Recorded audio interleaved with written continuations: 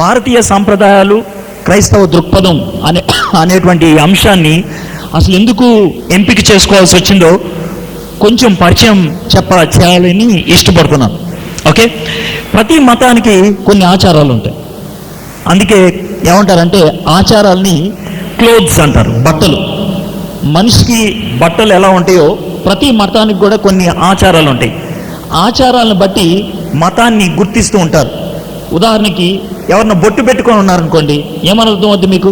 హిందూ అని అర్థం అవుద్ది. బుర్కా వేసుకొని ఉన్నారనుకోండి, ఏమర్థం అవుద్ది? ముస్లిం అని అర్థం అవుద్ది. ఇవి క్లోత్స్, అవి వాళ్ళని సూచిస్తాయి, వాళ్ళెవరు అనేది చెప్పుద్ది. ఎందుకనంటే ప్రతి మతంలో కూడా ఆచారాలు మతంలో భాగం, అవి వేరు కాదు, మతంలో భాగం. అందుకనే వాళ్ళ పుస్తకాల్లో ఆ ఆచారాల గురించి చాలా స్పష్టంగా రాశారు. ఓకే, అయితే క్రైస్తవత్వం మతం కాదు. అందుకనే క్రైస్తవత్వానికి ఒక ఆచారం అనేది ఏది లేదు. ఏ సంస్కృతిలోకి వెళ్తే ఆ సంస్కృతిలో ఉన్నటువంటి ఆచారాల్ని సొంతం చేసుకోవడానికి ప్రయత్నం చేస్తుంది. మనం కొన్ని ఆచారాలు క్రైస్తవత్వం అనుకుంటాం, కానీ పొరపాటు. ఉదాహరణకి పెళ్లి జరుగుతుంది అనుకోండి, వెయిల్ వేసుకున్న అమ్మాయి కనబడితే మీరేమనుకుంటారు? క్రైస్తవ వివాహం అనుకుంటారు. అది క్రైస్తవులది కాదు, పాశ్చాత్యులది.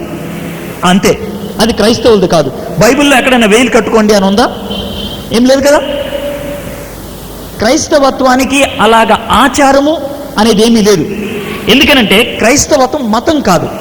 క్రైస్తవత్వం తెగిపోయినటువంటి సంబంధాన్ని, దేవుడితో మనకు తెగిపోయిందే, ఆ సంబంధాన్ని తిరిగి నెలకొల్పుకునేది. కాబట్టి అది ఒక సంస్కృతికి కానీ లేకపోతే ఒక జాతికి కానీ అది పరిమితం అయిపోయేది కాదు. ఏ జాతిలోకైనా వెళ్ళిపోద్ది, ఏ తెగలోకైనా వెళ్ళిపోద్ది, ఏ సంస్కృతిలో అయినా ఇమిడిపోవడానికి ప్రయత్నం చేస్తుంది. అయితే దీనికంటూ ప్రత్యేకమైనటువంటి ఆచారాలు లేవు కాబట్టి కొన్ని ఇబ్బందులు కూడా ఉన్నాయి. ఏంటి ఆ ఇబ్బందులు అంటే, ఏ ఆచారాలు స్వీకరించాలి, ఏ ఆచారాలు స్వీకరించకూడదు. ఇప్పుడు ఇక్కడ మీలో చాలామంది ఆడవాళ్ళు చీరలు కట్టుకొని వచ్చారు. చీరలు కట్టుకోవటం క్రైస్తవత్వమా? అందుకని హైందవత్వం అంటారా? అని కూడా అనలేము. అవి ఇబ్బంది లేనివి. ఇబ్బంది లేని ఆచారాలను మనం వెంటనే అంగీకరిస్తాం. కానీ కొన్ని ఆచారాలు ఉంటాయి, అవి ఇబ్బంది కలిగినాయి. ఎందుకు ఇబ్బంది కలిగినాయి అంటే, వాళ్ళు ఆ పని చేయడానికి దాని వెనకాల ఒక నమ్మకం ఉంటుంది, దాని వెనకాల ఒక విశ్వాసం ఉంటుంది, దాని వెనకాల ఒక దృక్పథం ఉంటుంది. దాన్ని గనక చేస్తే ఆ దృక్పథాన్ని అంగీకరించినట్టు, ఆ విశ్వాసాన్ని అంగీకరించినట్టు. అందుకని అక్కడ జాగ్రత్త తీసుకోవాలి.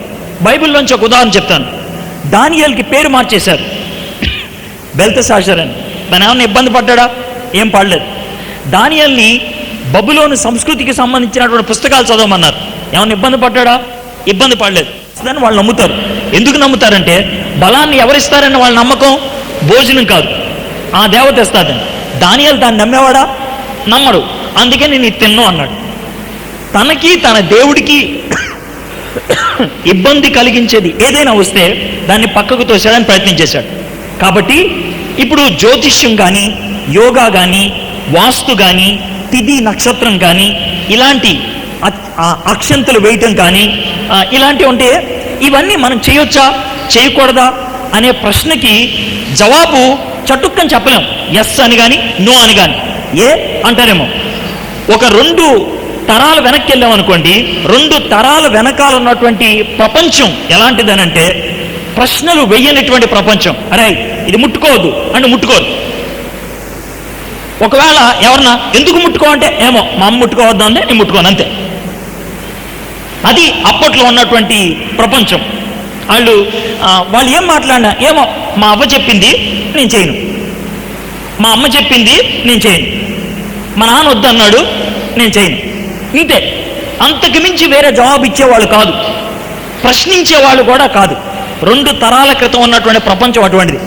ఆ ప్రపంచాన్ని ఒక ఆయన ఎలా అభివర్ణించాడంటే, అది హాస్యాస్పదంగా ఉంటుంది కానీ ఎలా అభివర్ణించాడంటే, ఒక అతను చేపలు పడుతున్నాడంట. చేపలు పడతా ఉంటే ఇంకొక ఆయన చూస్తూ ఉన్నాడంట దూరం నుంచి. ఎందుకు చూస్తున్నాడంటే, ఇతను చేపలు పట్టడం అనేది విచిత్రంగా పడుతున్నాడు. ఆయన చేపను పడుతున్నాడంట, చేప ఇలా చూస్తున్నాడు. కొన్ని చేపల్ని మళ్ళీ కాలువలో వేసేస్తున్నాడంట, కొన్ని చేపలు బొట్టలు వేసుకుంటున్నాడంట. ఇతనికి అర్థం కావట్లేదు. మేబీ ఒకే రకం చేపల కోసం ఎదురు చూస్తున్నాడేమో అనుకున్నాడు. అట్లాంటి ఏం కాదు, అన్ని రకాల చేపలు వేసుకుంటున్నాడు. కానీ కొన్ని కింద పడేస్తున్నాడు, కొన్ని ఏం వేసుకుంటున్నాడు.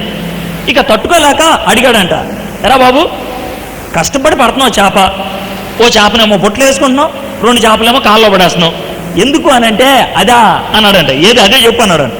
ఏం లేదు, మా ఇంట్లో 6 అంగుళాల పెనం ఉంది, పెనంలో పట్టే చేప అయితే తీసుకెళ్తున్నా, పెనంలో పట్టనేది బయట పడేస్తున్నాను అన్నాడు. అంటే అప్పట్లో ప్రపంచం అలాంటిది అనమాట. నాకు అర్థం కదా, వద్దురా మనకెందుకురా బాబు, ఇది అప్పట్లో ఉన్నటువంటి ఆలోచన. మనకు అర్థం కాదు, మనకు అనవసరం, అంటే వాళ్ళు వద్దన్నారు అంతే.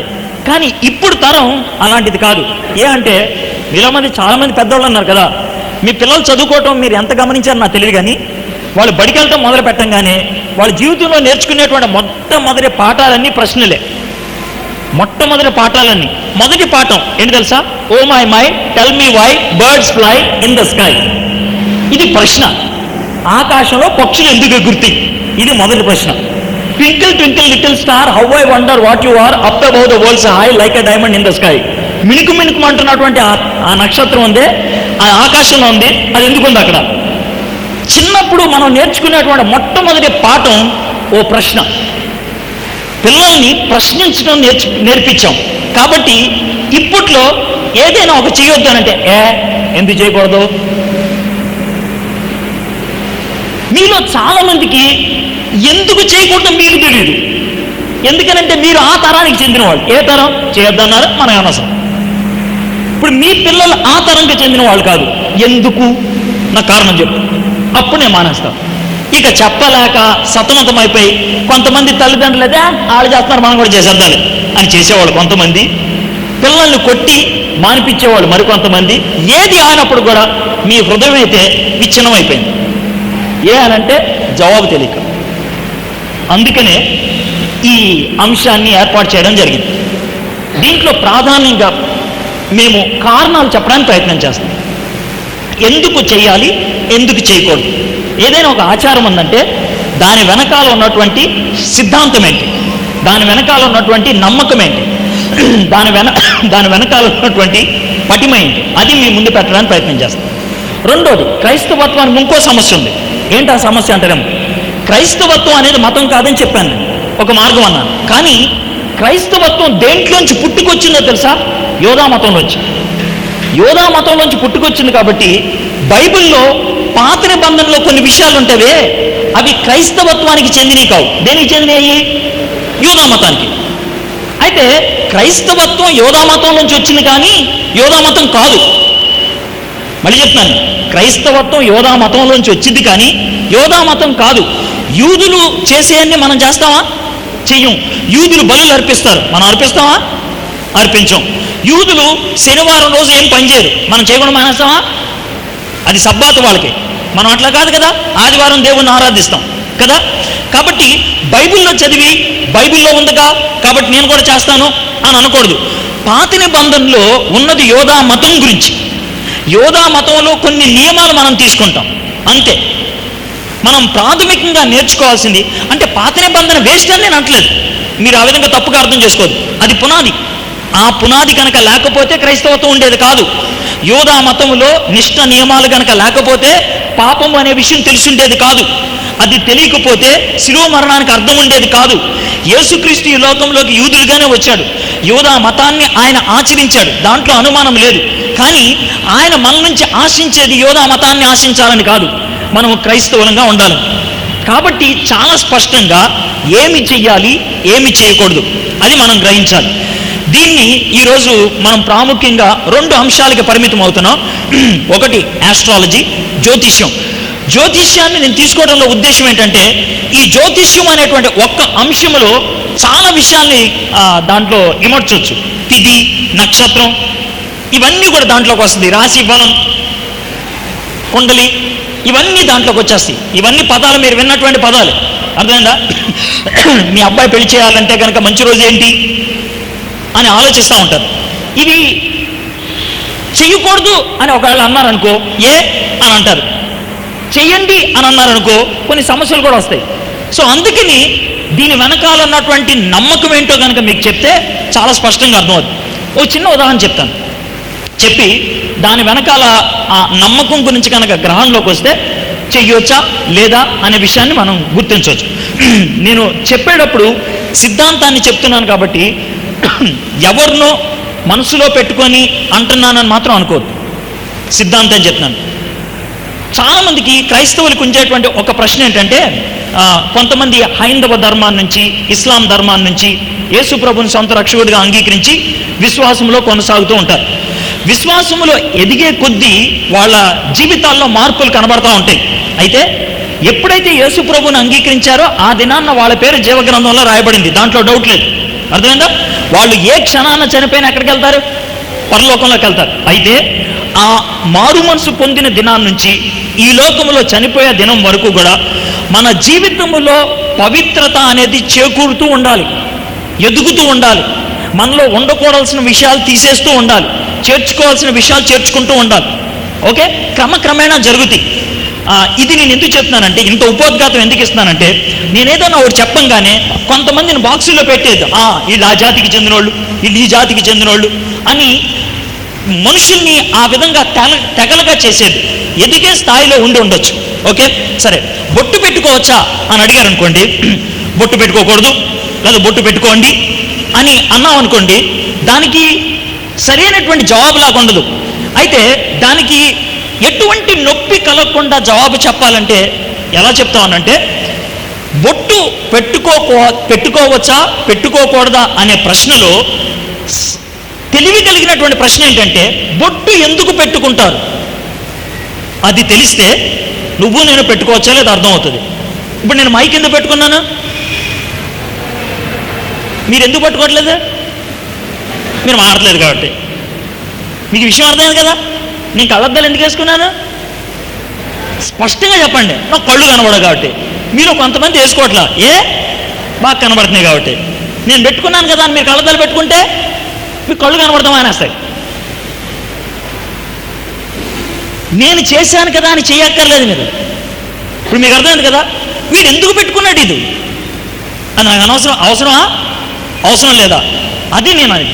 సో బొట్టు పెట్టుకోవాలా లేదా అనే దగ్గర అసలు వాళ్ళు ఎందుకు పెట్టుకుంటారు? కళ్ళద్దాలు అవసరమా లేదా, అసలు వాడు ఎందుకు పెట్టుకున్నాడు? మైకు అవసరమా లేదా, వాడు ఎందుకు పట్టుకున్నాడు? అది ఇంపార్టెంట్. వై బొట్టు ఎందుకు పెట్టుకుంటారు అనంటే, హైందవ ధర్మములో దేవుడు అనేవాడు కనబడనివాడు, బ్రహ్మ కనబడు, నిర్గుణుడు అని ఉంటుంది.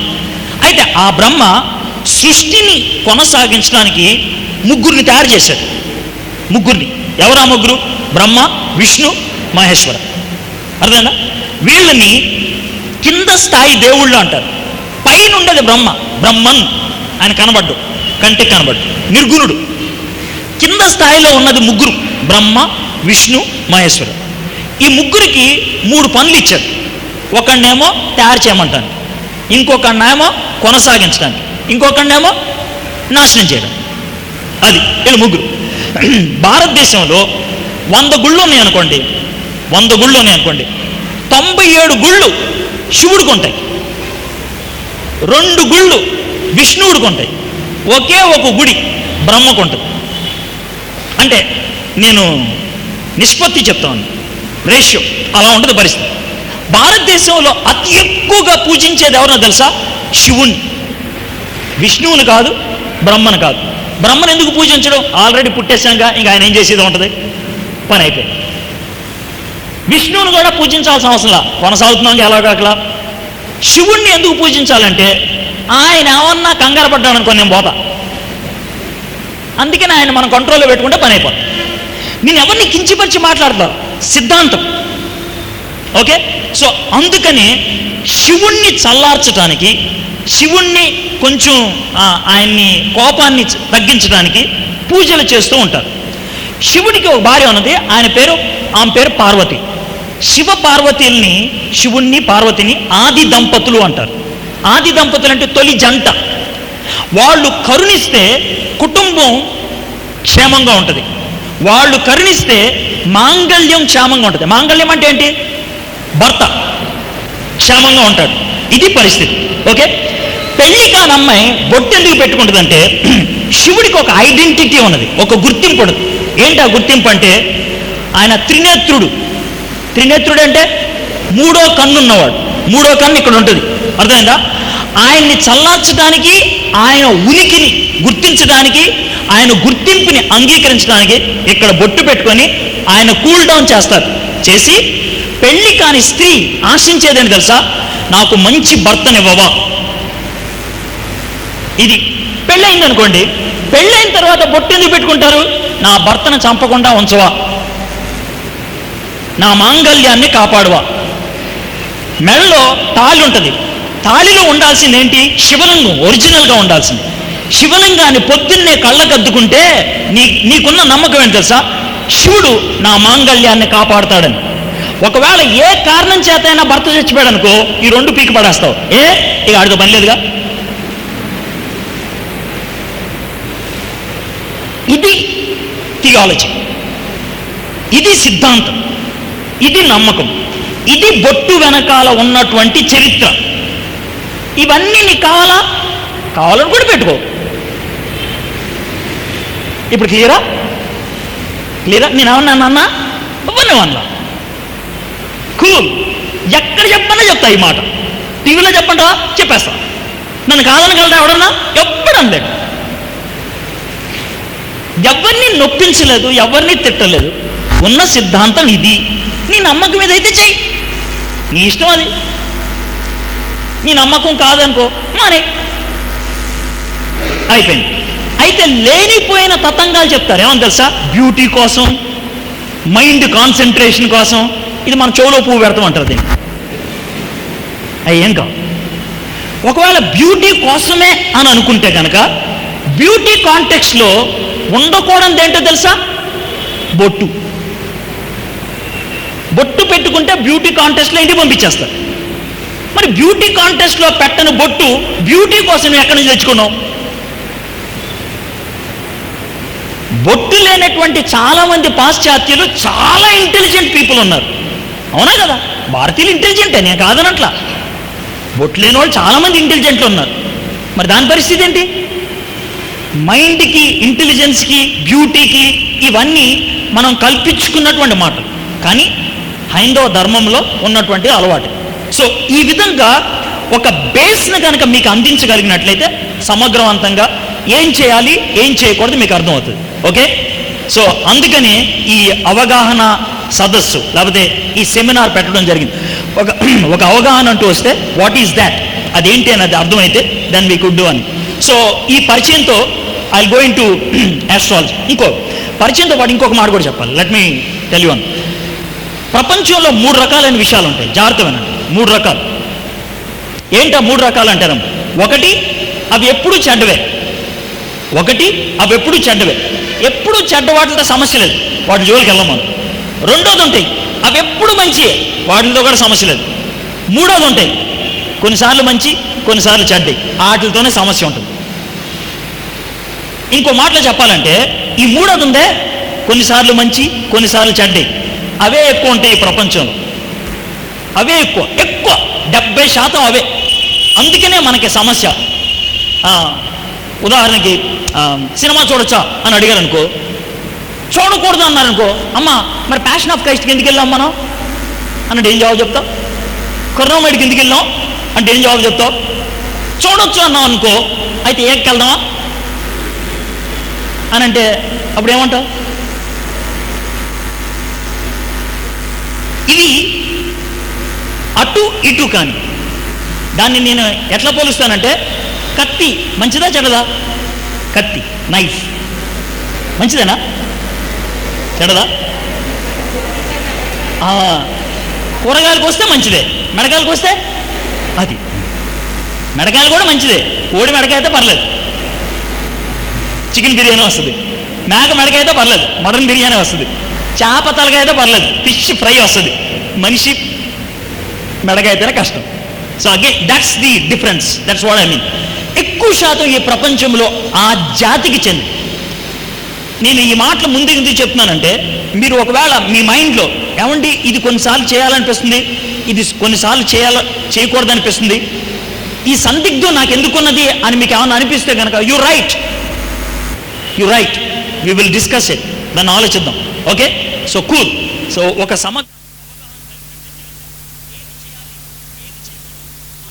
చేయగలుగుతాం. So now let's go to astrology.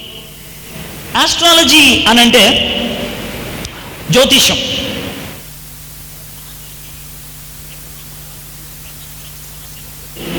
ప్రస్తుతం గురించి ఇష్యూ కాదు, భవిష్యత్తు గురించే సమస్య. రేపేమవుద్ది, రేపు నా పరిస్థితి ఏంటి అని.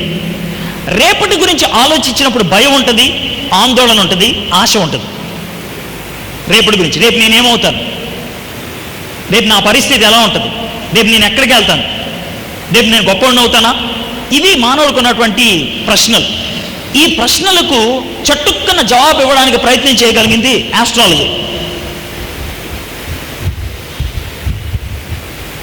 జ్యోతిష్యం.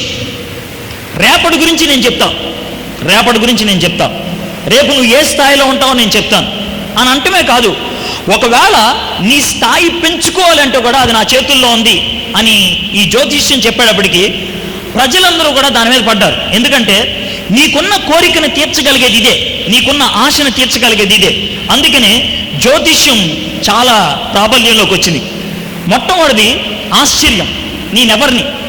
నేనెవరిని, రేపు నా పరిస్థితి ఏంటి, జ్యోతిష్యం జవాబు చెప్పడానికి మొదలుపెట్టింది. నువ్వు ఈ స్థాయిలో ఉండటానికి కారణం ఏంటి, నీకున్న కష్టాలకి కారణం ఏంటి, నీకున్నటువంటి పరిస్థితులకు కారణం ఏంటి, ఎవరిని, అది వివరించగలిగింది. రెండోది రేపేం జరుగుద్ది, ఆందోళన, దానికి కూడా జవాబు చెప్పింది జ్యోతిష్యం. మూడోది ఆశ. నువ్వు గొప్పవాడు అవుదాం అనుకున్నావా, ఈ రాయి కట్టుకో పని అయిపోతుంది. నువ్వు పెళ్లి చేసుకోవాలనుకుంటున్నావా, ఈ తాడు కట్టుకో పని అయిపోతుంది. తాడేగా రాయగా పని అయిపోతుంది కదా అని ఇక్కడికి వెళ్ళిపోతున్నారు. జ్యోతిష్యం ఈ విధంగా ఆశ కల్పించడంతో చాలా ప్రాబల్యంలోకి వచ్చింది. ప్రపంచవ్యాప్తంగా జ్యోతిష్యం ఎంట్రీ ఇచ్చింది 1930లో. ఎప్పుడు చెప్పమంటారా, 1930లో. ఇంకా 100 సంవత్సరాలు అవ్వలేదు, కానీ ప్రపంచాన్ని ఏలుతోంది. న్యూస్ పేపర్ల ద్వారా కానీ, టీవీ ద్వారా కానీ, టెలిఫోన్స్ ద్వారా కానీ, మొబైల్స్ ద్వారా కానీ, దేని ద్వారా అయినా సరే ఆలోచించినట్లయితే ఇది ప్రపంచాన్ని ఏలే స్థాయికి రాగలిగింది విదిన్ 100 years. క్రైస్తవత్వం వచ్చి ప్రపంచానికి 2000 సంవత్సరాలు అయ్యింది. 2000 సంవత్సరాల్లో క్రైస్తవత్వం ఎంత ఇన్ఫ్లుయెన్స్ని తీసుకొచ్చిందో అంతకి డబల్ ఇన్ఫ్లుయెన్స్ 100 సంవత్సరాల్లో తేగలిగింది జ్యోతిష్యం. కాబట్టి దీని గురించి మనం ఖచ్చితంగా అర్థం చేసుకోవాలి, రైట్? జ్యోతిష్యంలో కొన్ని అంశాలు ఉంటాయి. నీ ఐడెంటిటీ, నువ్వెవరివి అని అంటే కుండలిని చూపిస్తే కనుక నువ్వెవరు అని నేను చెప్తాను. అంటే నువ్వు ఎప్పుడు పుట్టావో చెప్పు, నువ్వు ఎక్కడ పుట్టావో చెప్పు, నీ జాతక చక్రాన్ని నేను చూపిస్తాను. నువ్వు గతంలో ఏంటో చెప్తాను, నేను భవిష్యత్తులో ఏంటో చెప్తాను, నువ్వేంటో చెప్తాను. నీకు ఒక విధంగా నేను ఇదా అని ఒక గుర్తింపు నీకు కలుగుతుంది. అది జ్యోతిష్యం చేయడానికి ప్రయత్నం చేస్తుంది. రెండోది, భవిష్యత్తులో సమస్యలు ఉన్నాయి అనుకుంటే వాటిని నేను మారుస్తాను. మూడోది, అనిశ్చిత, ఒక విధమైనటువంటి అన్సర్టనిటీ ఉన్నట్లయితే కనుక నేను సమస్యలను తొలగిస్తాను. ఇది జ్యోతిష్యం మనకిచ్చేటువంటి ప్రామిసెస్. ఈ ప్రామిసెస్తో జ్యోతిష్యం దగ్గరికి వెళ్తా ఉన్నాను. ఓకే, జ్యోతిష్యం రైటా రాంగా దాని గురించి నేను మాట్లాడినప్పుడు జ్యోతిష్యంలో ఉన్నటువంటి నమ్మకాల గురించి మాట్లాడుతున్నాను. అది ఏమి ఆఫర్ చేస్తాను నేను నమ్ముతాను, చెప్తాను. Then I will go into little bit of history, ఇది ఎక్కడి నుంచి వచ్చింది, ఎలా వచ్చిందని. దెన్ క్రిస్టియన్ పర్స్పెక్టివ్ ఏంటో మీ ముందు పెడతాను. That's what I want to do it. జ్యోతిష్యం ఎలా ప్రాబల్యంలోకి వచ్చిందంటే చాలా పుస్తకాలు రాశారు.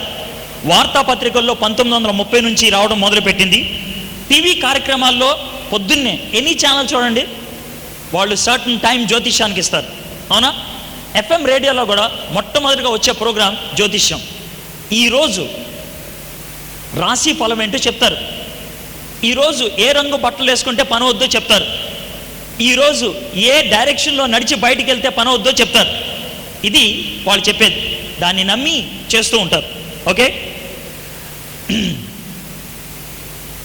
నాలుగోది సెల్ ఫోన్స్. సో వీటి ద్వారా ఆస్ట్రాలజీ చాలా ప్రాబల్యంలోకి వచ్చినట్లు మనం చూస్తాం. Okay, right. Next,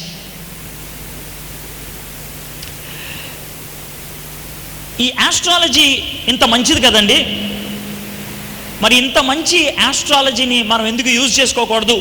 watts the big issue?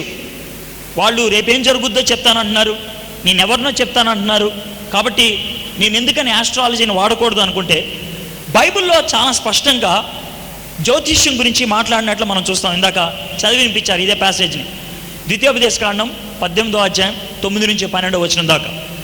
దాంట్లో దేవుడు చాలా స్పష్టంగా ఇది దుష్ట శక్తి నుంచి వచ్చింది. నేను చాలా జాగ్రత్తగా పదాలు ఉపయోగిస్తున్నాను. దుష్ట శక్తి నుంచి వచ్చింది. It's an evil, it's not good. అది మంచిది కాదు. రెండు రకాలైనటువంటి శక్తులు ఈ లోకంలో ఉన్నాయి. ఒకటి మంచి శక్తి, ఇంకోటి చెడు శక్తి. ఇది చెడు శక్తిని బట్టి జరిగేటువంటి పని. ఇంకొక మాట మీకు చెప్పాలి, పని జరిగింది కాబట్టి నేను కూడా చేసుకుంటూ వెళ్తాను అనుకోవద్దు. మళ్ళీ చెప్తున్నాను, పని జరిగింది కాబట్టి నేను కూడా చేసుకుంటూ వెళ్తాను. ఉదాహరణకి ఒకళ్ళు ఒక మంత్రసాని దగ్గరికి వెళ్ళారు. మంత్రసాని దగ్గర పని అవుద్ది. మంత్రసాని దగ్గర పని అయింది కదా, ఆ మంత్రసాని దగ్గర పని అయింది, నేను కూడా వెళ్తాను. మంత్రసానుల దగ్గర పనులు అవుతాయి, భూత వైద్యుల దగ్గర పనులు అవుతాయి. అవ్వని నేను చెప్పట్లేదు. భూత వైద్యుల దగ్గర పనులు అవుతాయి, మంత్రసానుల దగ్గర పనులు అవుతాయి. ఎందుకు అవుతాయి అని అంటే, బైబిల్ నుంచే నేను ఇవ్వగలను ఆధారం. మోషే నీ దేవుడు పంపించాడు ఫరో దగ్గరికి. పంపించి అప్పుడు మోషే అంటాడు, నేను ఫరో దగ్గరికి వెళ్తే ఫరో ఎలా నమ్ముతాడంటే, దేవుడు ఏమంటాడు, నీ చేతులు ఏముంది అంటాడు, కర్ర కింద పడే అంటాడు. కర్ర ఏమైంది? పాము. సో మనోడు ఇది జరిగింది కదా, దీంతో నమ్మేస్తాడు ఫరో అనుకొని కర్ర పట్టుకొని వెళ్ళాడు. వెళ్ళి కర్ర కింద పడేశాడు. కర్ర ఏమైంది? ఫరో అన్న టెన్షన్ పడ్డా? చెప్పండి, ఫరో అన్న టెన్షన్ పడ్డా? ఏం పడలా. ఆయన మంత్రసానులు పిలిచాడు, భూత వైద్యులను పిలిచాడు, వాళ్ళ మెజిషియన్స్ని పిలిచాడు. రే ఈడంటే కర్ర కింద పడేశాడు రా, కర్ర పాము అయింది అని అంటే అని వాళ్ళు కూడా కర్రల కింద పడేశారు. కర్ర ఏమైంది అంటే, కర్రను పాము ఎవరు చేశారు అక్కడ? ఎవరు చేశారు? సాతాను, దుష్ట చెయ్య.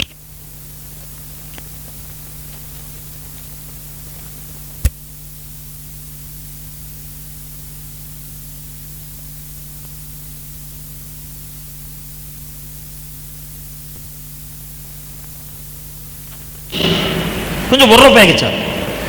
ఆ తర్వాత ఏమవుద్ది అని, ఈ సాతాను శక్తుల దగ్గరికి వెళ్ళి పని జరిగించుకుంటే పని అవుద్ది, ఆ తర్వాత పని పడుతుంది. ముందు పని అవుద్ది, ఆ తర్వాత పని పడుతుంది. అంటే నువ్వు ఎప్పుడైతే సాతాను దగ్గరికి వెళ్ళి నాకు ఈ పని అవ్వట్లేదంటే, ఈ పనే కదా ఇది చేసి పెడతానులే, చేసేయి, ఆ తర్వాత నువ్వు నాతో ఉండు అంటాడు. అంతే, కథం. కార్ల్ మార్క్స్ ఆయన ఒక పాస్టర్ గారి కొడుకు. కార్ల్ మార్క్స్ ఒక పాస్టర్ గారి కొడుకు. కానీ అంత దేవునికి విరోధిగా అయిపోవడానికి తన లైఫ్లో ఒక ప్రాముఖ్యమైన సన్నివేశం జరిగింది. ఏంటి తెలుసా? ఒక దినాన్న తను చాలా నిరాశలో ఉన్నప్పుడు ఒక భూత వైద్యుడి దగ్గరికి వెళ్ళి జ్యోతిష్యం చెప్పించుకున్నాడు. తర్వాత రోజు నుంచి తన మైండ్ మారిపోయింది. ప్రపంచాన్ని పాడు చేయటంలో ప్రముఖ 5 వ్యక్తుల్లో ఆయన ఒకడయ్యాడు. ప్రముఖ 5 వ్యక్తుల్లో ఆయన ఒకడయ్యాడు. కారణం ఏంటి తెలుసా? తన జీవితాన్ని సాతాను చేతుల్లో పెట్టాడు. మీరు కానీ మీ పిల్లలు కానీ సాతాను చేతుల్లోకి వెళ్ళటం దేవుడికి ఇష్టం లేదు. నాకు హేయము అనే పదాన్ని ఉపయోగిస్తున్నాడు. నాకు ఇష్టం లేదు, నాకు అసహ్యము దేవుడు ఉపయోగించేటువంటి పదం అది.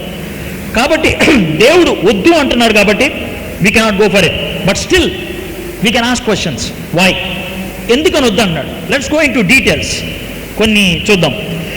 ఈ జ్యోతిష్యంలో నిర్వచనాలు చూద్దాం. కొన్ని పదాలు ఉపయోగిస్తూ ఉంటారు, అవి చూద్దాం.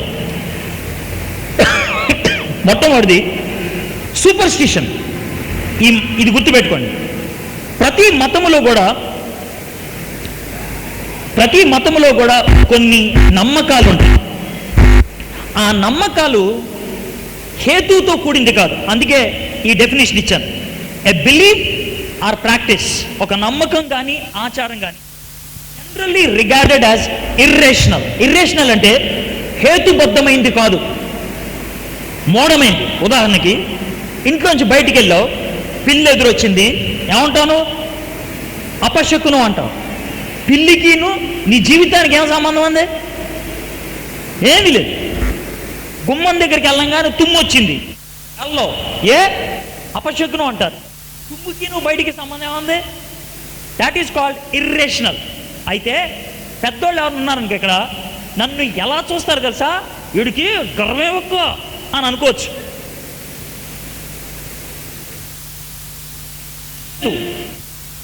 తాతకి ఇలా జరిగింది, మా మామకి ఎలా జరిగింది, మా అవ్వకి ఎలా జరిగింది, ఎన్ని చెప్తారో కథలు. ఇన్ని కథలు చెప్పినా ఎక్కడ లింక్ ఇవ్వలేరు. దీనికి దానికి లింక్ ఏంటి? ఇవ్వలేరు. సూపర్స్టిషన్ అంటారు. When you can't give a link, when you can't give a reason. నాకు దగ్గు వస్తుంది, ఎందుకు వస్తుంది? నేను ఇవ్వగలను. నిన్న మొన్నంత షూటింగ్లో ఉన్నాను, బాగా వేడి చేసింది, లైట్ ఎక్కువ ఉన్నాయి నా ముందు, అందుకే నాకు వేడి చేసి దగ్గు వస్తుంది. అది నాకొద్దు. దేవుడు కల్పించింది నేను తింటే నేనేమనుకుంటాను తెలుసా? ఆ దేవుడు నాకు బలం ఇస్తాడని. నాకు అది నా నమ్మకం కాదు. He gives a clear reason why he is not doing something. ఎందుకు చేయట్లేదు రీజన్ ఇస్తాడు, ఎందుకు చేస్తున్నాడు రీజన్ ఇస్తాడు. క్రైస్తవత్వంలో కొన్ని ఆచారాలు ఉన్నాయి, దాంట్లో డౌట్ లేదు. అవి ఆచారాలుగా ఎందుకు అయిపోయినాయి తెలుసా? రీజన్ తెలియదు. ఉదాహరణకి మనం బల్లలో పాలు పంపులు కలిగి ఉంటాం కదా, సంభక్తం తీసుకుంటాం ప్రభు బల్లలో, కమ్యూనియన్లో. చాలామందికి ఎందుకు తీసుకుంటారో తెలియదు. బస్ వెళ్ళిపోతారు, తీసుకుంటారు, తింటారు, తాగుతారు, వచ్చేస్తారు, అయిపోయింది, చాలా తృప్తిగా ఉంది అంటారు. వాళ్ళ దృష్టిలో అది సూపర్స్టిషనే. నేను బల్లని తిట్టట్లా, కమ్యూనియన్ని శంకించట్లా, వాళ్ళ బతుకు అటువంటిది. They don't have a reason, they don't have a reason. So అందుకని ఖచ్చితమైనటువంటి నమ్మకం ఉండాలి. Why you believe, you should know why you believe. ఎందుకు చేస్తున్నావు అనేది మనం గ్రహించాలి. So that's faith. Now science, ఆస్ట్రాలజీని సైన్స్ అని చెప్పడానికి ప్రయత్నం చేశారు. కొన్ని ఈ ప్రపంచంలో సైన్స్ అని చెప్పేస్తూ ఉంటారు. సైన్స్, ఉదాహరణ చెప్తాను, వాస్తు సైన్స్ అండి అని కొంతమంది అనేవాళ్ళు ఉంటారు. ఇవల్యూషన్, పరిణామం సైన్స్ అండి అనేసేవాళ్ళు ఉంటారు. సైన్స్ అని దేన్నైనా అనాలంటే దానికి ఉండాల్సిన లక్షణాలు ఏంటో మనం చూద్దాం. సైన్స్ అని దేన్ని అంటారంటే, ఏదైనా ఒక విషయాన్ని పరిశీలించడం బట్టి, పరీక్షించడం బట్టి తెలుసుకుంటే దాన్ని సైన్స్ అంటారు. రెండు ఉండాలి, ఒకటి పరిశీలన, రెండోది పరీక్ష. I give an example. Isaac Newton Apple చెట్టు కింద కూర్చున్నాడు. అప్పుడు ఏమైంది? యాపిల్ కింద పడింది. పడినప్పుడు ఆయన పరిశీలించాడు, యాపిల్ కిందకెందుకు వచ్చింది, భూమి పైకి ఎందుకు వెళ్ళట్లేదు. దాన్ని బట్టి ఆయన ఏమనుకున్నాడంటే, భూమికి అయితే ఎక్స్ట్రా ఉంది, యాపిల్కి లేనిది.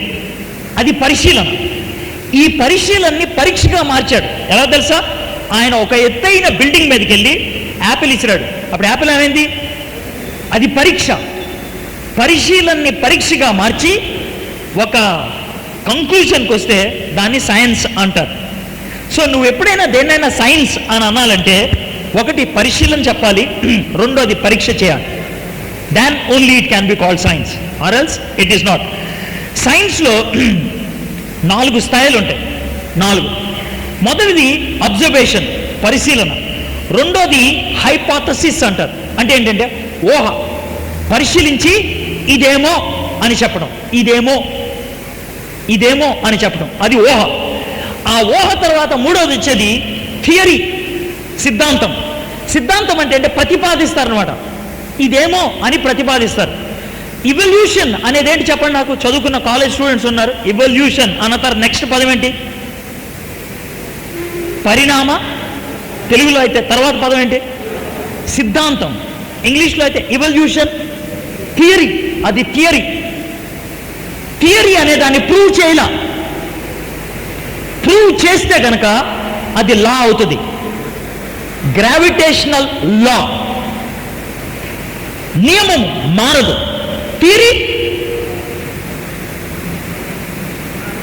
థియరీని కొట్టిపడేయచ్చు, లాని కొట్టిపడేయలేం.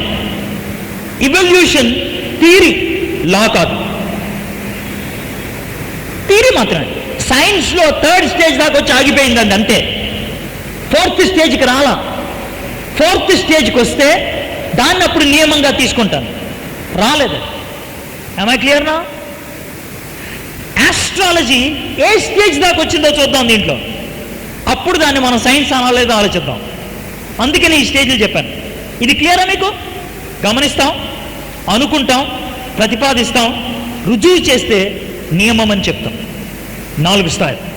These are the 4 stages. Okay, now ఈ 4 స్టేజెస్ గురించి చెప్పిన తర్వాత నౌ ఆస్ట్రాలజీలో ఉన్నటువంటి పాజిటివ్ థింగ్స్ చెప్తాం. ఆస్ట్రానమీ అనేది సైన్స్, ఖగోళ శాస్త్రం. ఖగోళ శాస్త్రం ఎందుకు సైన్స్ అనంటే బేసిక్గా స్టార్స్కి సంబంధించినటువంటి నియమాలు, నక్షత్రాల మధ్యన ఎటువంటి సంబంధాలు ఉంటాయి, నక్షత్రాల మధ్యన ఎటువంటి వ్యవహారం ఉంటుంది, దాని నేను ఆస్ట్రానమీ గురించి మాట్లాడలే ఈరోజు, కానీ ఇది కాదు అని చెప్పడానికి చెప్పాను. ఓకే, నెక్స్ట్ ఆస్ట్రాలజీ అనేది జ్యోతిష్యం. నేను దీని గురించి మాట్లాడుతాను. ఆస్ట్రానమీకి, ఆస్ట్రాలజీకి, ఖగోళ శాస్త్రానికి, జ్యోతిష్యానికి తేడా ఏంటి?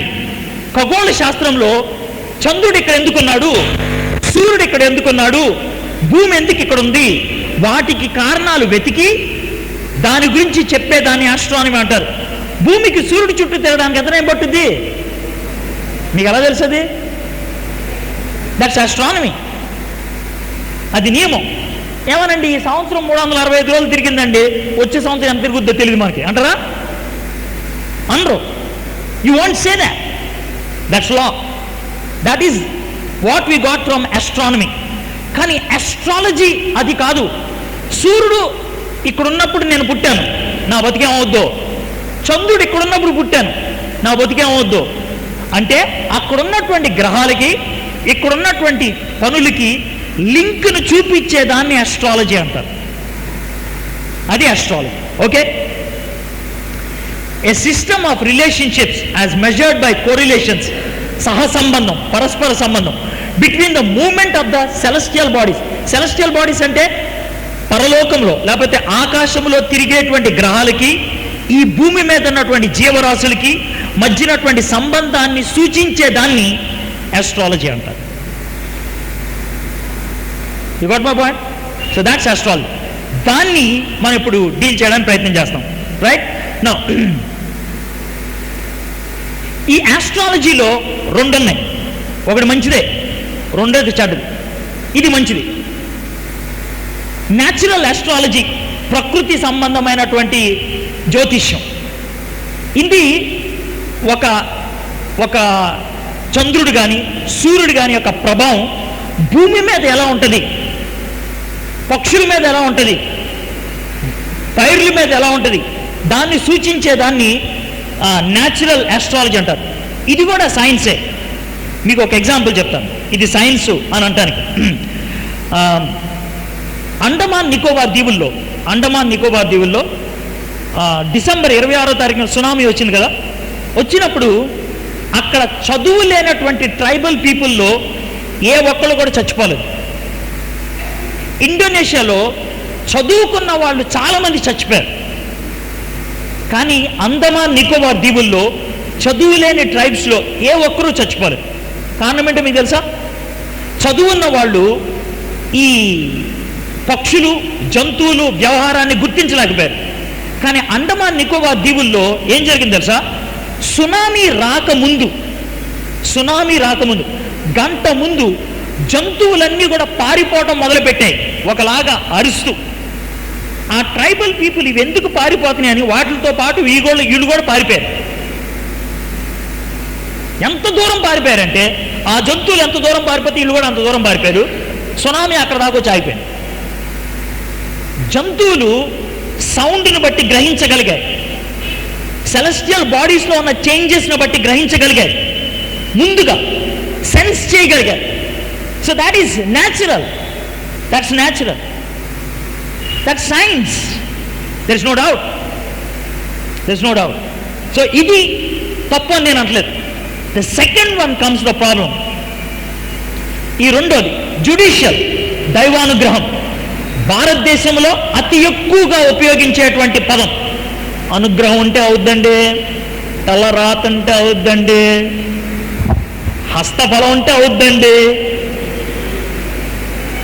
ఇవన్నీ కూడా దీని కిందకు వస్తాయి.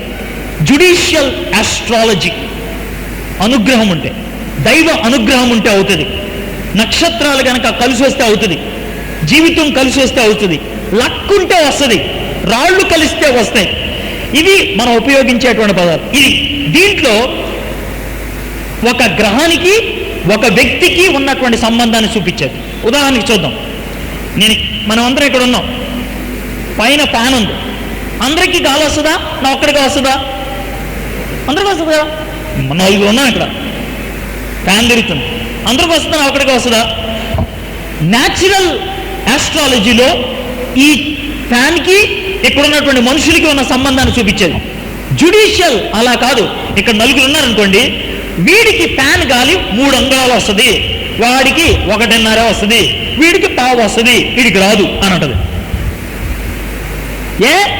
అదంతే, మారిపోతుంది. ఎందుకు అనంటే they don't give a reason. So దాన్ని జ్యోతిష్యం అంటారు. దాని గురించి మనం ఆలోచించాలి. ఈ జుడిషియల్ దాంట్లో ఇప్పుడు డీటెయిల్స్లోకి వెళ్దాం. ఈ దైవ అనుగ్రహం, దైవ అనుగ్రహంలో మొట్టమొదటిది నేటల్, జన్మ సంబంధమైంది. కుండలి అంటారు, దీన్ని తెలుసు కదా. జాతక చక్రం అంటారు, తెలుసు కదా. జన్మ పత్రం అంటారు, తెలుసు కదా.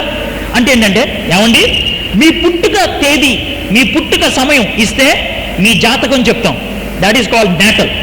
మీరు ఎప్పుడు పుట్టారు చెప్తే, ఎప్పుడు పుట్టారా, ఈ టైంలో అంగారకుడు ఎక్కడున్నాడు, ఈ టైంలో బుధుడు ఎక్కడున్నాడు, ఈ టైంలో చంద్రుడు ఎక్కడున్నాడు, ఈ టైంలో సూర్యుడు ఎక్కడున్నాడు అని గీతలు గీసేసి, అర్థమైందా, దాన్ని బట్టి మీ జీవితం ఇదండి. That is called natal. Okay, so అది నేటల్ అంటారు, జన్మం. రెండోది హారరీ. హార్, HOR, హార్ అంటే గంట, గంట, అవర్లీ. ఈ గంటలో ఏమవుతుంది, రేపు నాకు పెళ్ళి అవుద్దా, ఎల్లుండి ఉద్యోగంలో జాయిన్ అవుతున్నాను, జాయిన్ అవ్వచ్చా, ఆ గంటకి ఎప్పుడు ఏం చేయాలో చెప్పేదాన్ని హారరీ అంటారు, కాల సంబంధమైనది. మూడోది టైమింగ్ ఆఫ్ ఈవెంట్స్. ఇదే తిథి నక్షత్రం, ఇది తిథి నక్షత్రం గురించి చెప్పేది. నాలుగోది మండే, అనుదిన జీవితం గురించి సంబంధించినవి. ఎవరిని పెళ్లి చేసుకోవాలి, నక్షత్రాలు కలుస్తాయా లేదా, ఇవన్నీ ముండే. ఈ 4 దైవ అనుగ్రహం అనేటువంటి జ్యోతిష్యం కిందకు వచ్చేటువంటి 4. చాలా ఉన్నాయి కదా జ్యోతిష్యంలో, చాలా ఉన్నాయి. This is what it is believe. నా ఈ హారరీ నుంచి హారోస్కోప్ వస్తుంది. జాతక చక్రం అంటారు, జాతక పత్రిక అంటారు, రాశి చక్రం అంటారు. చాలామంది హైందవులకి ఖచ్చితంగా వాళ్ళ యొక్క కుండలి ఉంటుంది, వాళ్ళకి జాతక పత్రం ఉంటుంది, దాన్ని జాగ్రత్త దాచుకుంటారు, చాలా జాగ్రత్త. ఎందుకంటే దాన్ని బట్టి వాళ్ళకి లైఫ్ అంతా ఉంటుందని నమ్ముతారు కాబట్టి. ఓకే, గంటకి ఏం జరుగుద్దో దాంట్లో ఉంటుంది. Okay, now I'm coming to the main story. ఈ ఆస్ట్రాలజీలో మెయిన్ బిలీఫ్ ఇది. వాళ్ళు ఏమని నమ్ముతారంటే, జాగ్రత్త, భూమి ఇక్కడ ఉన్నాడు, 12 కాన్స్టలేషన్స్ ఉన్నాయి, 12 360 డిగ్రీలు, అంతే కదా, చుట్టూ ఉండేది 360 డిగ్రీలు కదా. ఇది భూమి అంటే ప్రతి గ్రహానికి 30 డిగ్రీలు, 12 × 30 360 డిగ్రీలు. అర్థమైందా? నువ్వు పుట్టినటువంటి టైంలో ఏ గ్రహాన్ని ఫేస్ చేస్తున్నావో, ఏ టైంలో పుట్టావో దాన్ని బట్టి నీ యొక్క జాతక చక్రాన్ని రాస్తూ ఉంటారు. ఇది ఉద్దేశం అన్నమాట. ఈ ఉద్దేశంతో దీన్ని డిజైన్ చేశారు. నెలలు చూసా, మార్చి నెలలో పుడితే కనుక ఈ గ్రహానికి చెందినవాడు, ఫిబ్రవరిలో పుడితే ఈ గ్రహం, జాన్ అయితే ఈ గ్రహం, ఈ విధంగా రాశి ఫలాల్ని రాసుకుంటూ వస్తారు. సో ఇది ఆస్ట్రాలజీలో మెయిన్ నమ్మకం. దీంట్లో మీరు గమనించండి,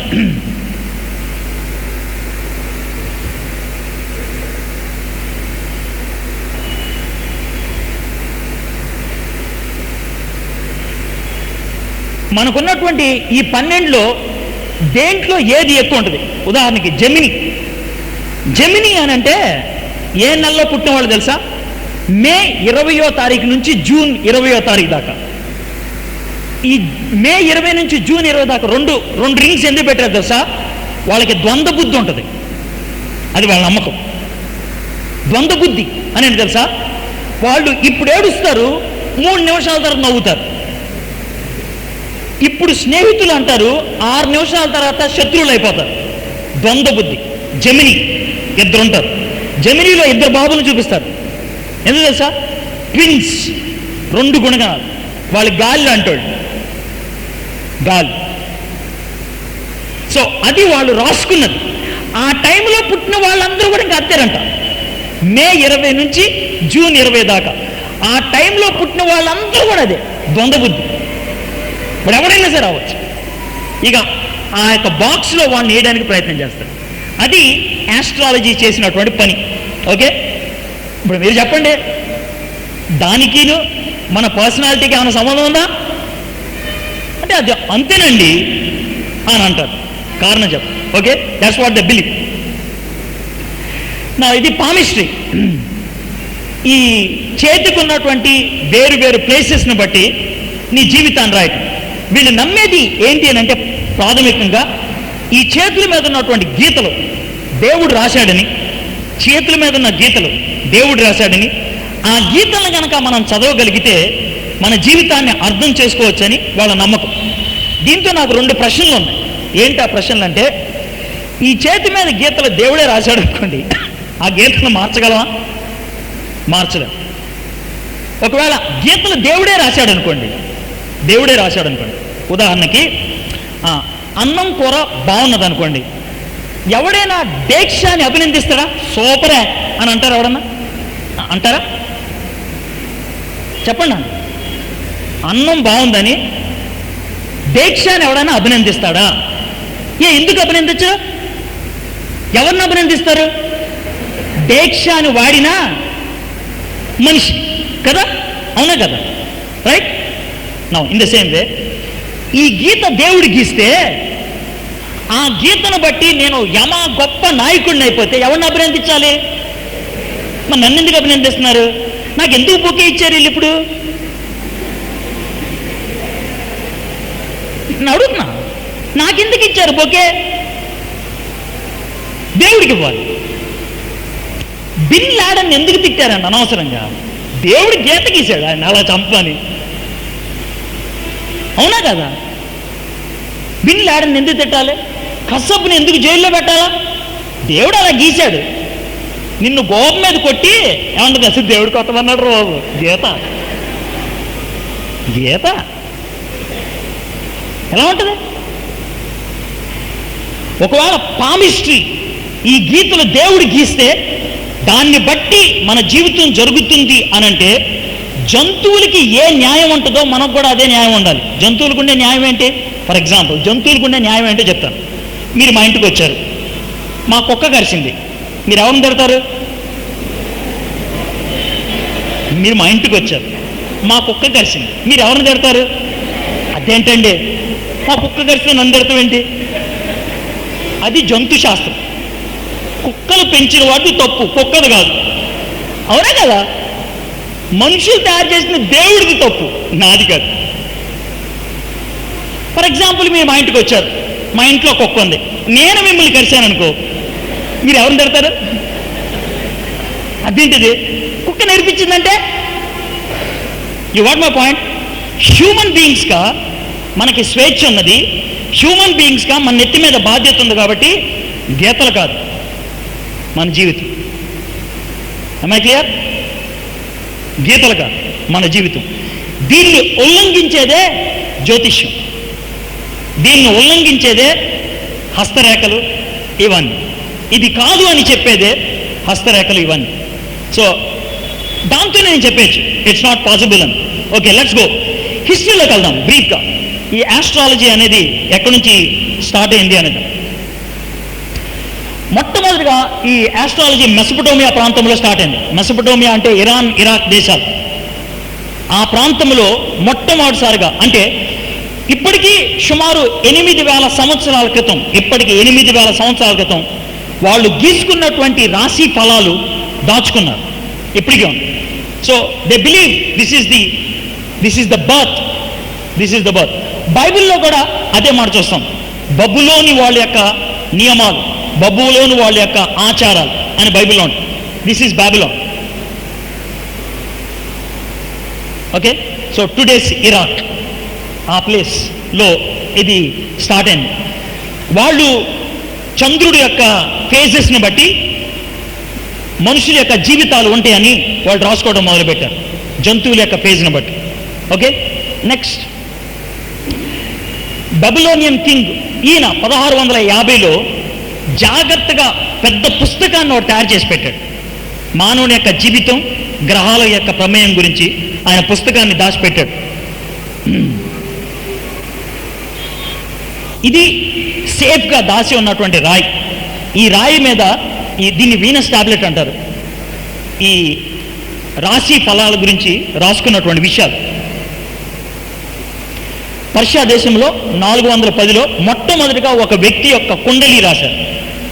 410 BC, అంటే ఇప్పటికీ 2400 సంవత్సరాల క్రితం జరిగినటువంటి సన్నివేశం. ఓకే,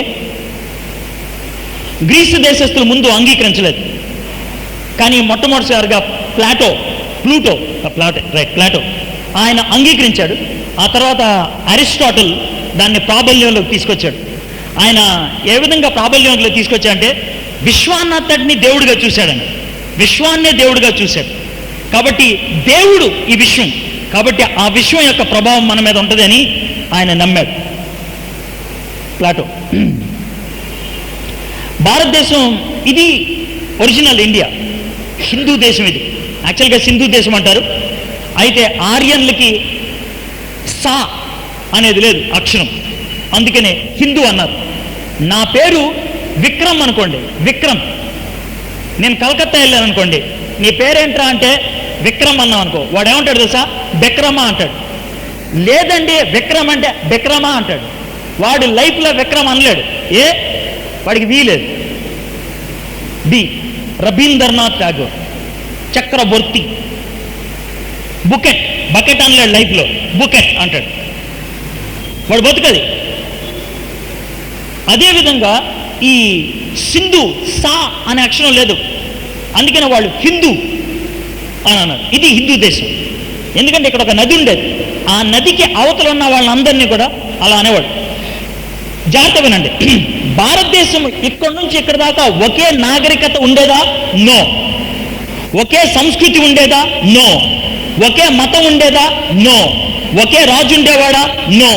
మనకిప్పుడు పెట్టగదులు చెప్తారు భారతదేశం కలిసి ఉండేదని. శుద్ధి కలిసి ఉండేది కాదు. ఇక్కడ ఉన్నవాడికి పడేది కాదు. చిన్న చిన్న రాజ్యాలు. మాది ఏలూరు, మా రాజ్యం పేరు హేలాపురి. మా ఊరికి 90 కిలోమీటర్ల దూరంలో రాజమండ్రి, రాజమహేంద్రవరం అది ఇంకొక రాజుది. వీళ్ళిద్దరూ కొట్టుకునేవాళ్ళు 90 కిలోమీటర్ల దూరం. ఇది భారతదేశ పరిస్థితి. భారతీయులు ఎందుకు కలిశారు తెలుసా? నా శత్రువు నీ శత్రువు ఒకడే, కాబట్టి మనిద్దరం కలిసి మన శత్రువుని కడుద్దాం అని బ్రిటిష్ వాళ్ళు రావటం బట్టి, ముస్లింలు రావటం బట్టి వీళ్ళు కలిసి వాళ్ళ మీద యుద్ధం చేశారు. సింగిల్గా యుద్ధం చేయలేక, అందుకు కలిశారు. అని నేను బ్రిటిష్ వాళ్ళు మంచి వాళ్ళని నేను చెప్పట్లా, కాకపోతే మన చరిత్రను మనకు తప్పు చూపిస్తున్నారు. That's what I'm feeling bad. We're not one, ఒకటి కాదు. అందుకనే భారతదేశంలో 1652 భాషలు ఉన్నాయి. ఎన్ని చెప్పండి వాళ్ళే? 1652 భాషలు, 2400 జాతులు, 2400 జాతులు, 3 కోట్ల దేవుళ్ళు మనకున్నారు. That's India.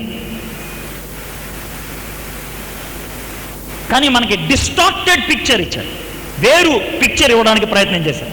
సో ఈ భారతదేశంలో గ్రీసు సామ్రాజ్యం నుంచి ఈ జ్యోతిష్యాన్ని తెచ్చుకున్నారు, ఆర్యనుల ద్వారా వాళ్ళు తెచ్చుకున్నారు. సో వాళ్ళు ఈ పూజారుల ద్వారా శుభ గడియలు, ఏ దినాన్న ఏ పని చేయాలో నిర్ధారించడానికి వాటిని వాడుతూ ఉంటారు. So this is the brief history about astrology. నేను ఆల్రెడీ చెప్పాను, ఆస్ట్రాలజీ మనకి ఇచ్చేటువంటి వాగ్దానాలు ఏంటి? Promises to give a glimpse of the future. నీ భవిష్యత్తు ఎలా ఉంటుందో చూపిస్తాను అంటది. ఇది మొదటి వాగ్దానం. రెండోది ప్రామిసెస్ టు ఎస్టాబ్లిష్ పీస్. నీకు శాంతిని ఇస్తాను అంటది. Claims to hold the key to life and truth. సత్యానికి జీవానికి తాళం దాని దగ్గర ఉంది అంటది. Gives an explanation for the troubles. నీకు సమస్యలు ఎందుకు ఉన్నాయిరా అని అంటే, నక్షత్రాలు కలవలేదు కదా అందుకు నీకు సమస్యలు వచ్చాయి అంటాడు. సో సమస్య నీది కాదు, ఎవరిది? కుక్క కరిసింది, ఎవరిని తిట్టావు? కుక్కను కాదు, ఎవరిని? నన్ను. నాకు బాగాలేదు, ఎవరిని తిడతా? ఆ గ్రహం దండే, మంద కాదు, మనం బాగానే ఉన్నాం, గ్రహం. So you can blame somebody else. Okay, removes the sense of guilt and responsibility. నీ మీద ఉన్నటువంటి అపరాధ భావం తొలగించేస్తారు, నీ మీద బాధ్యత తొలగిస్తారు. తప్పు నీది కాదురా, తప్పు నీది కాదు, నువ్వు కాదు చేయాల్సింది, వాడు చేయాలి బస్. సో కూల్ లైఫ్ని కూల్ చేయడానికి ప్రయత్నం చేస్తారు. ఇది ఆస్ట్రాలజీ.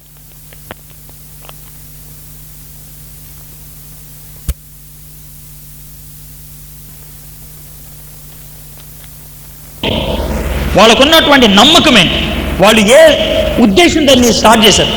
మొట్టమొదటిది, it is a science. It is a science, సిద్ధాంతము అని ప్రతిపాదించారు. ఇప్పుడు నాకు చెప్పండి, ఆస్ట్రాలజీ సైన్స్ అనొచ్చా? సైన్స్ అవ్వాలంటే 4 ఉండాలి. 1 అబ్జర్వేషన్, 2 అబ్జర్వేషన్ నుంచి మనం ప్రతిపాదించాలి. ఆ ప్రతిపాదన సిద్ధాంతం అవ్వాలి, సిద్ధాంతం నియమం అవ్వాలి. నియమము అని దేన్నంటారు? నేను పోయినసారి వచ్చినప్పుడు ప్రసంగంలో ఓ మాట అడిగాను. మీ ఊర్లో టీ చప్పగా ఉంటే ఏం కలుపుతారు? మీ ఊర్లో టీ చప్పగా ఉంటే ఏం కలుపుతారు? ఉప్పు కలుపుతారా? పంచదార కలుపుతారు. ఎందుకని? ఎందుకని? పంచదారలో ఉన్న తీపి టీలోకి వస్తుందని. మీ తాతోళ్ళు అదే పనిచేశాడు. ఒకవేళ మీ ముని మనవుడికి టీ చప్పగా అయిందానికి ఏం కలుపుతారు? ఎప్పుడైనా ఎక్కడైనా ఒకే విధంగా ఉంటే దాన్ని నియమం అంటారు. ఇక్కడ ఒక విధంగా ఉంటే అక్కడ ఒక విధంగా ఉంటే అది నియమం కాదు. ఆస్ట్రాలజీ నియమం కాదు. ఎక్కడో విధంగా ఉంటుంది, అక్కడో విధంగా ఉంటుంది. So that's the main reason. కానీ వాళ్ళు సైన్స్ అని దాన్ని ప్రతిపాదించారు. దీన్ని సైన్స్ అని ప్రతిపాదించినటువంటి మొట్టమొదటి శాస్త్రవేత్త ఈయన మైకల్ క్యాక్విలిన్, ఫ్రెంచ్ స్కాలర్. ఈయన కాస్మిక్ క్లాక్ అని అన్నాడు. ప్రపంచాన్ని ఒక గడియారం లాగా చూశాడు. అది ప్రతి వ్యక్తి యొక్క వ్యక్తిత్వానికి కొరిలేట్, సంబంధాన్ని సూచిస్తుంది అని ప్రతిపాదించాడు ఈయన. రెండోది నాన్ సైంటిఫిక్ లింక్, అంటే శాస్త్రం కాదు కానీ అర్థం. హేతు చూపించినాం కానీ ఎక్కడో ఏదో సంబంధం ఉండరా అని నమ్మేవాళ్ళు రెండో జాతి వాళ్ళు. వెనక్కి వెళ్ళిపోతున్నారు, సారీ.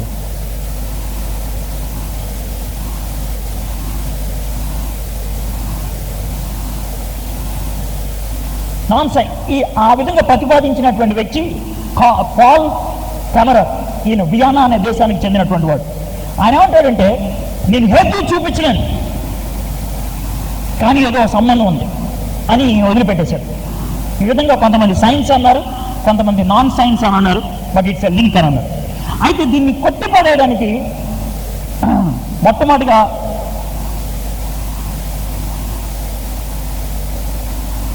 అగస్టిన్, 4వ శతాబ్దానికి చెందినటువంటి క్రైస్తవ నాయకుడు. ఈయన శాస్త్రవేత్త కాదు, కానీ ఈయన ఒక అద్భుతమైన ప్రశ్న అడిగాడు. ఏమని అడిగాడు తెలుసా?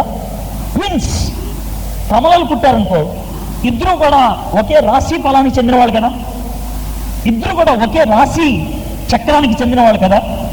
కానీ ట్విన్స్ ఒక 480 మందిని తీసుకున్నాడు ఆయన. 450 ట్విన్స్ తీసుకున్నాడు. 480 మందిలో కూడా ఒకడు ఒకలాగా ఉంటే రెండో వాడికి దానికి భిన్నంగా ఉన్నాడు. ఇద్దరు కూడా ఒకే రాశి ఫలానికి చెందినవాడు, ఇద్దరు కూడా ఒకే రకమైన కుండలి కలిగినటువంటి వాడు. ఆయన అడిగినటువంటి ప్రశ్న ఇది, ట్విన్స్ ఎందుకని ఒకేలాగా లేరు? నాతో కలిసి పుట్టినవాడు నాకు లాగా ఎందుకు లేరు, భిన్నంగా ఎందుకున్నారు? ట్విన్స్లో ఇద్దరు ఒకేలాగా ఉండేది సినిమాల్లో మాత్రమే. నిజ జీవితంలో కాదు. నిజ జీవితంలో ఎప్పుడు వేరుగానే ఉంటారు. నిజ జీవితం రైట్, క్లియర్, ఓకే. దీన్ని ఇంకా గట్టిగా సూచించిన వ్యక్తి కార్ల్ సాగన్ మంచి తత్వవేత్త, ఫిలాసఫర్. ఆయన థియోలాజియన్, ఈయన ఫిలాసఫర్. వీళ్ళిద్దరూ కూడా దాన్ని ఆర్గ్యూ చేశారు. నా టాలమై, ఇది మీరు జాగ్రత్త వినాలి, చదువుకున్న వాళ్ళకి ఎంత నవ్వు వస్తుందో ఇప్పుడు. జాగ్రత్త. టాలమై ఆస్ట్రాలజీని ఎందుకు కొట్టుపడేశాడు తెలుసా? ఆస్ట్రాలజీ అంతా నమ్మిందని తెలుసా? భూమి సెంటర్లో ఉందని. ఆస్ట్రాలజీ, జ్యోతిష్యం దేని మీద ఆధారపడిందో తెలుసా?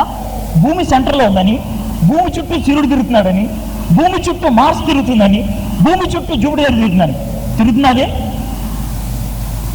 దాని మీద ఆధారపడింది జ్యోతిష్యం. జ్యోతిష్య శాస్త్రం అని ఇప్పుడు అన్నారే, అది వచ్చినప్పుడు వాళ్ళ ఉద్దేశం ఇది. దీని శాస్త్రం అనగలవా? ఇది జియోసెంట్రిక్. జియో అంటే భూమి, సెంటర్ అంటే మధ్యలో ఉంది. భూమి సెంటర్లో ఉంది అనే నమ్మకంతో స్టార్ట్ అయింది జ్యోతిష్యం. Is it? It is not. So but యాక్చువల్గా ఇది జరుగుతుంది. సూర్యుడు సెంటర్లో ఉన్నాడు, 9 గ్రహాలకు. ఓకే, నౌ ఇది మన భారతదేశంలో ఉన్నటువంటి ప్రఖ్యాత శాస్త్రవేత్తలు మురళీ మనోహర్ జోషికి ఇచ్చినటువంటి లేఖ ఈ తారీఖున. మురళీ మనోహర్ జోషికి బీజేపీ ప్రభుత్వం ఉన్నప్పుడు, మురళీ మనోహర్ జోషి హ్యూమన్ రిసోర్స్ మినిస్టర్గా ఉన్నప్పుడు, జ్యోతిష్య శాస్త్రాన్ని యూనివర్సిటీలో ప్రవేశపెడదామని అనుకున్నప్పుడు, మీ ఆంధ్ర యూనివర్సిటీలో ఇది ఉంది. ప్రముఖ శాస్త్రవేత్తలు రాసినటువంటి లేఖ. వాళ్ళు ఇచ్చింది ఏంటి తెలుసా? జ్యోతిష్యాన్ని శాస్త్రము అనొద్దు అని అనటానికి వాళ్ళు ఇచ్చినటువంటి మొదటి, its premises are observed as it is based on geocentric astronomy. దానికి ఉన్నటువంటి పూర్వ ఆధారాలు తప్పు. ఎందుకు అనంటే అది భూమి కేంద్రం అనుకుంటుంది. రెండోది, it looks upon sun, a star, moon, a satellite as Rahu and Ketu. సూర్యుడేమో గ్రహం, చంద్రుడేమో ఉపగ్రహం. ఈ రెండింటిని ఒకేలాగా చూసేది ఇది రాహు కేతు అని. ఎలా సాధ్యం రా? సూర్యుడేమో వెలుగు, ఆయన సృష్టిస్తాడు. చంద్రుడు సూర్యుడు యొక్క వెలుగు మీద ఆధారపడేవాడు. ఇద్దరిని ఒకే లెవెల్లో ఎలా చూస్తారా? ఇది వాళ్ళు ఇచ్చినటువంటి జవాబు. Rahu Ketu. Okay, as planets, while it ignores planets like Uranus and Neptune, which are massive, and also Pluto, not to mention the asteroid. ఈ ఖగోళ శాస్త్రం, ఈ యొక్క జ్యోతిషాన్ని రాసేప్పుడు ఈ గ్రహాలను అసలు కన్సిడరేషన్లోకి తీసుకోవాలి. చంద్రుడి కన్నా ఎన్నో రెట్లు పెద్దది యురేనస్, దాన్ని పట్టించుకోలేదు. ఎలా తీసుకోగలుగుతావు? నెక్స్ట్ ఇంకా ఉన్నారు చూడండి.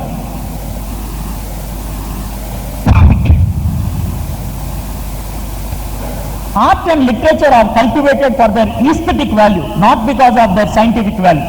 కళ మానవ కంటికి మంచిది, అందుకని గౌరవిస్తారు, అంతేగాని శాస్త్రం అని కాదు. But astrology claims to be science. జ్యోతిష్యం శాస్త్రం అంటుంది, అది మాకు భయం కలిగిస్తుంది. Its claims are believed because its premises are false, its approach is variance, and it does not grow like other sciences. మిగిలిన శాస్త్రాల వరే అది ఎదగదు. ఇదంతా చెప్పిన తర్వాత దెన్ చివరిలో వాళ్ళు ఇచ్చినటువంటి మాట ఏమంటే తెలుసా? No hypothesis or theory has been propose to explain the effects of planetary positions on human being. ఈ ప్రపంచంలో ఏ సిద్ధాంతము కానీ, ఏ ప్రతిపాదన కానీ ఈ యొక్క గ్రహాల యొక్క కదలికకు మానవ యొక్క జీవితానికి సంబంధాన్ని సూచించలేకపోయారు. In the absence of any hypothesis, ఎటువంటి ప్రతిపాదన లేని సందర్భంలో, ఆర్ థియరీ సిద్ధాంతం లేని సందర్భంలో, the question of checking their validity does not arise. వాటిని మనం ఆలోచించాలా, అంగీకరించాలా అనేది అసలు అవసరమే లేదు అని. So all roads to growth by self corrective process due or block అని. Then they come with the last statement. These scientists from the scientific academic community in the so-called elite institutes have once again shown our customary apathy in not coming forth and preempt the UGC's attempt to start courses in Vastu Shastra and astrology. సంతకం పెట్టినటువంటి శాస్త్రవేత్తల పేర్లు చూడండి.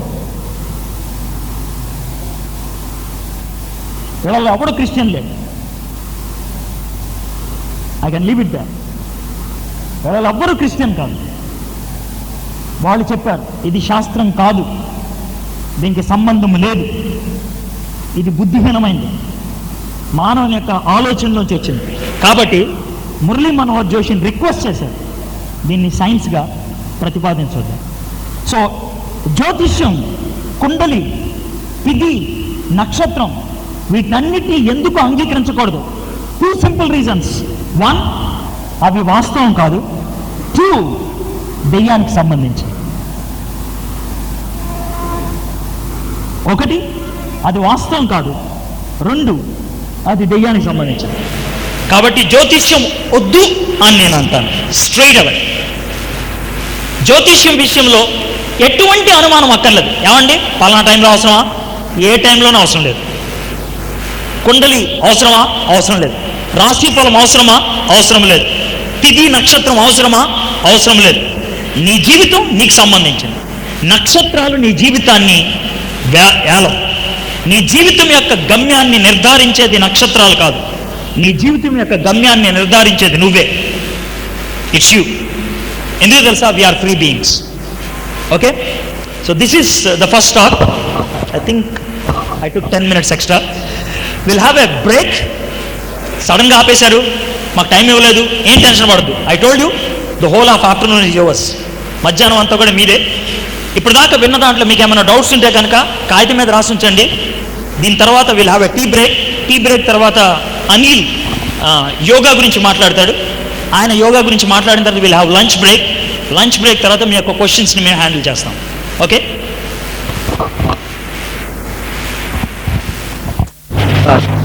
we just presented the Christian perspective and the historical basis. మనకు కొంచెం time ఉంది. యాక్చువల్గా 1 o'clockకి lunch time, కాకపోతే కొంచెం డిలే ఉన్నది. మేబీ ఒక 15-20 minutes. మేబీ మీకు ఎవరైనా క్విక్ క్వశ్చన్స్ రాసున్నట్లయితే అవి పంపిస్తే we can start. Any time వాళ్ళు లంచ్ నుంచి ఇన్విటేషన్ రాగానే we can stop and we can go for lunch. లంచ్కి వెళ్ళిపోవచ్చు. లంచ్ అయిపోయిన తర్వాత మళ్ళీ వచ్చి we will continue the question and answers. మీరు అడిగే ప్రశ్నలుకి జవాబు పెట్టండి. ఒకటే ఒక రిక్వెస్ట్ ఏంటంటే లేచి ఓరల్గా అడగొద్దు, కాగితం మీద రాసివ్వండి. మీ దగ్గర కాగితాలు లేకపోతే కనుక I will request the organisers, they will arrange for the papers. చిన్న కాగితం మీద ఇంగ్లీష్, తెలుగు, హిందీ, కన్నడ, నాకు 4 భాషలు వచ్చు. నీకు ఏమన్నా వచ్చా? తెలుగు వచ్చు. సో 4 భాషలు ఏ భాషలో రాసినా పర్లేదు. Will try to answer that. Okay,